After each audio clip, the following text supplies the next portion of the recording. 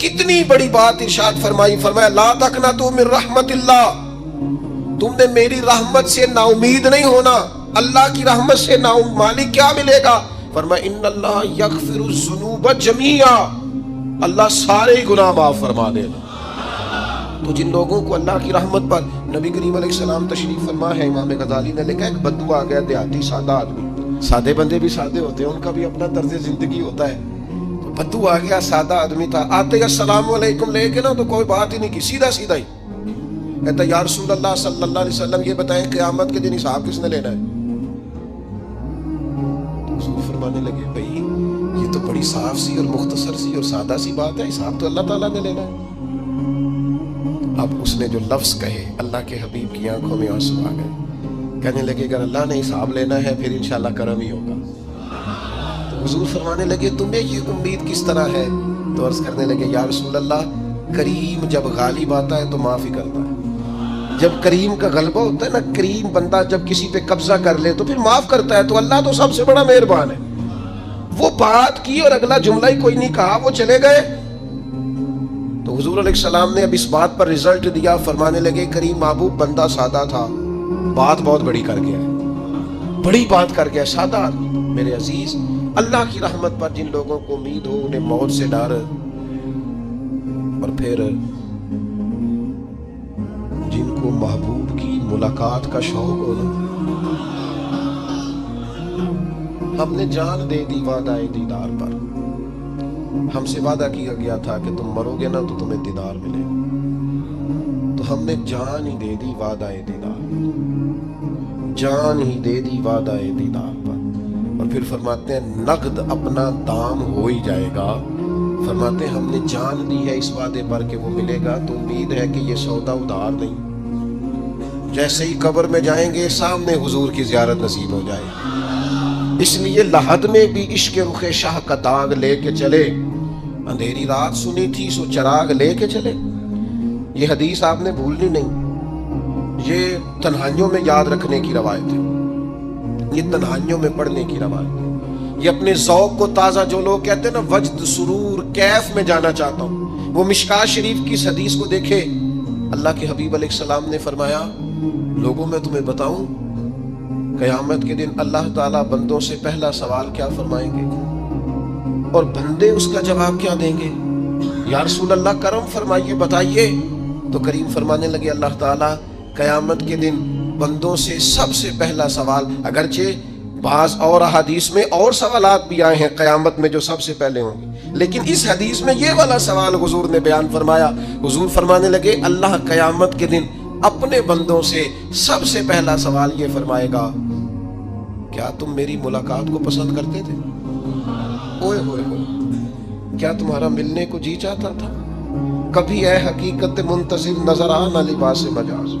اقبال کہتے ہیں تیرے کرم اتنے ہیں دل کرتا ہے تجھے دیکھیں، کبھی کبھی اے حقیقت منتظر نظر آنا لباس مجاز میں، لاکھوں سجدے تڑپ رہے ہیں میری جبین نیاز میں، تمہارا دل کرتا تھا مجھ سے ملنے کو؟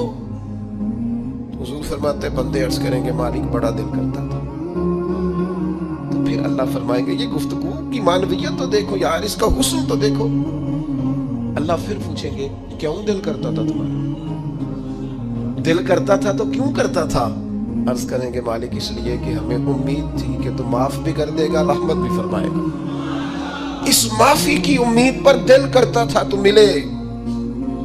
حضور فرماتے ہیں پھر رب فرمائے گا مجھ پر واجب ہے، میں نے اپنے کرم سے واجب کر لیا ہے کہ آج تمہیں جنت عطا کروں گا۔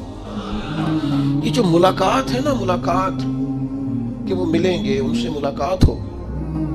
عمر بیت گئی نا نام جپتے، عمر بیت گئی نا تذکرہ کرتے، ہم سے بھی لوگ پوچھتے ہیں کیا کمائی کی، کیا زندگی میں حاصل کیا، تو ہم کہتے ہیں شرق سے غرب تک، ملک کے کونے سے لے کر دوسرے کونے تک مدینے والے کی بات کی، حضور کا ذکر کیا، نبی پاک میں اپنی حیاتی تو قربان تھی، وہاں ساری محمد محمد پکیلے گزر گئی ساری۔ یہ اعزاز ہے، یہ کرم ہے۔ اب کیا ہوتا ہے گناہگار لوگ اتنا بڑا دعویٰ تو نہیں کر سکتے، لیکن دل تو چاہتا ہے نا کہ چلو جس کا نام لیا ہے اس کی کبھی زیارت بھی، کبھی ملاقات بھی ہو، کبھی نظر کرم بھی ہو، کسی نے کسی نے اپنے محبوب سے کہا تھا کہ ذرا ایک نظر مجھ پہ بھی کیجئے، تو قریب بیٹھے ایک شخص نے کہا یار تو نے بڑا دعویٰ کیا ہے، جو محبوب ہوتے ہیں ان کو تکلیف نہیں دی جاتی، تو کہتا ہے پورا چہرہ ہی تیری طرف پھیرے۔ تو پھر اس نے اس درویش سے پوچھا کہ میں بھلا بھی کیا کروں، میرا دل تو میرا بھی کرتا ہے نا، چلو یہ تو آپ کی بات ٹھیک ہے کہ اب میں محبوب سے کہوں کہ اتنی تکلیف کرے کہ میری طرف پورا رخ پھیرے تو ٹھیک نہیں، تو پھر بتائیں میں کیا کروں؟ تو اس نے کہا ان راہوں میں کھڑا ہو جا جن راہوں کی طرف وہ کریم دیکھتا ہے۔ چلو اسی با کردار کو دیکھتے دیکھتے بیچ میں تیرے اوپر بھی نظر، مجھ پہ محشر میں نصیر ان کی نظر پڑ ہی گئی، مجھ پہ محشر میں نصیر ان کی نظر، اوئے ہوئے اللہ کرے آپ کو بھی وہ لطف آئے جو مجھے آ رہا۔ کہتے مجھ پہ محشر میں نصیر ان کی نظر، یہ انتہائی عاجزی ہے کہنے والے کی۔ اس نے بالکل اپنے آپ کو ختم کر کے کہا کہ میں قابل تو نہیں تھا، اور میں پھر تکلیف دیتا کہ میری طرف دیکھیں، اسپیشل میرے لیے وقت نکالیں، پر کرم یہ ہوا کہ مجھ پہ محشر میں نصیر ان کی نظر پڑ ہی گئی۔ کہنے والے اسے کہتے ہیں خدا کا کرنا، کہنے والے اسے کہتے ہیں خدا کا کرنا۔ اللہ نے کیا کہ نظر مجھ پر پڑ ہی گئی، اور جب پھر پڑ گئی تو تیری ایک نظر کا کمال ہے اور میری زندگی کا سوال ہے، بس جب پڑ گئی تو سو پھر پڑ گئی۔ موت سے وہ بندہ کبھی نہیں ڈرتا جسے ملاقات کا شوق ہو، ملنا چاہے داتا علی اجمیری سے اور موت سے ڈرے، ملنا چاہے حضرت غوث پاک جیلانی سے اور پھر موت سے ڈرے، زندگی گزری ہو علی علی کرتے پھر موت سے ڈرے، عمر بھر سیدنا عثمان غنی کی سخاوت کی بات کی ہو اور پھر جنت میں جا کے ان سے ملنے کا شوق پیدا نہ کرے، ساری زندگی سیدنا فاروق کا عدل بیان کیا ہو، ساری زندگی ان کے انصاف کا تذکرہ کیا ہو، پوری امت کو بتایا ہو کہ اگر جینا چاہتے ہو تو عمر کے رستوں پر چلو، اور پھر یہ موت سے ڈرے اور مر کے جناب فاروق اعظم کی زیارت کو پسند نہ کرے، جسے صدیق کی وفائیں یاد ہو، جنہیں جناب ابو بکر صدیق کا عشق یاد ہو، وہ پھر ان کی زیارت نہ کرنا چاہے اور ساری عمر حضور کی نعت پڑھی ہو۔ مانا نہیں آتا تھا پھر بھی کہا بلغ الغلا بکمالہ کشف الدجا بجمالہ حسنت جمیع خصالہ صلو علیہ وآلہ سے نہیں ترجمہ آتا تھا، پر جب بھی کو پڑھتا تھا یہ بھی جھومتا تھا، مولا یا صلی وسلم دائماً۔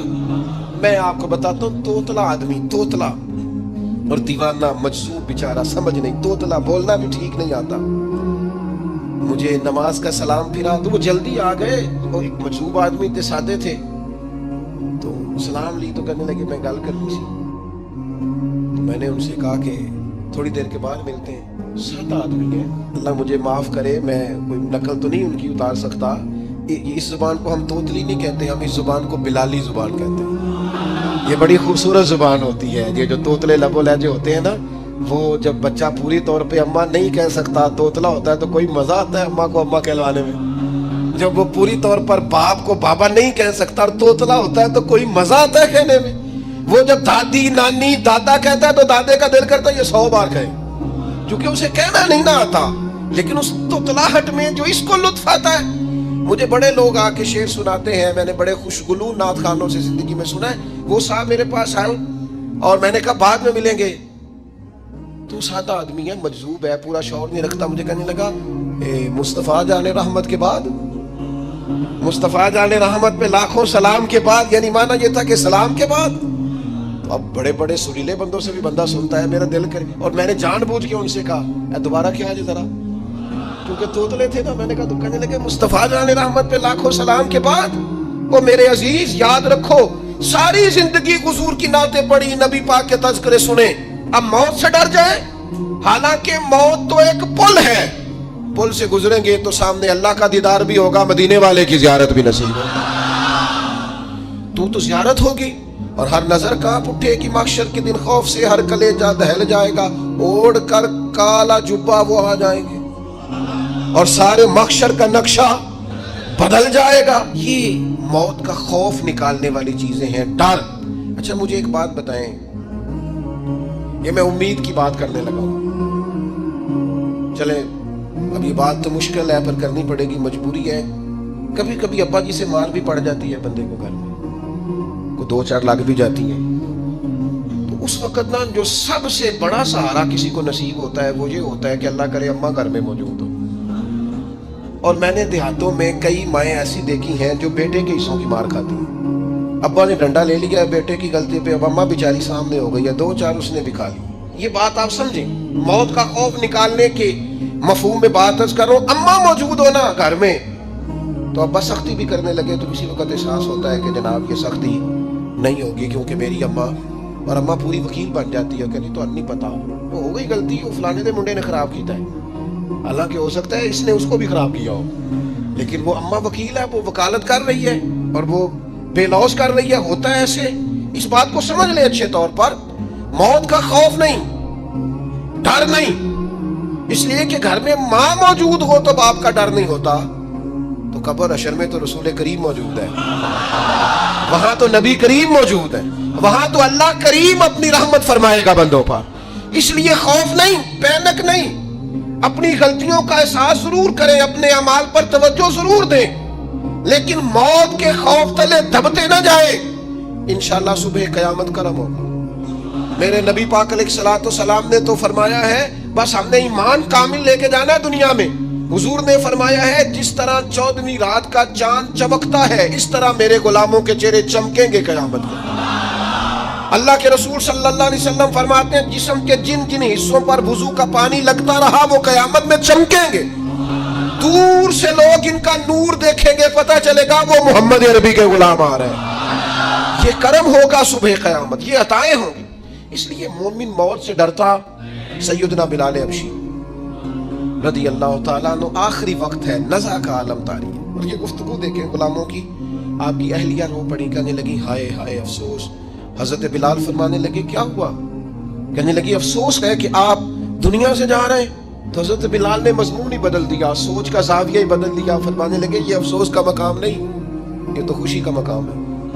इसलिए कि मेरी आज आंखें बंद होंगी, कब्र में खुलेंगी, मदीने वाले महबूब से भी मिलूंगा, हुजूर के गुलामों से भी मिलूंगा सल्लल्लाहु ताला अलैहि वसल्लम। तो मौत तो मकामे मुसर्रत है, और अगर ये मिल जाए जिंदगी में। एक बद्दू ईमान ले आए, इब्ने माजा में मौजूद है। हजरत अबू हुरैरा रदी अल्लाह ताला अन्हु हदीस के रावी हैं, फरमाते हैं एक बद्दू ईमान लाए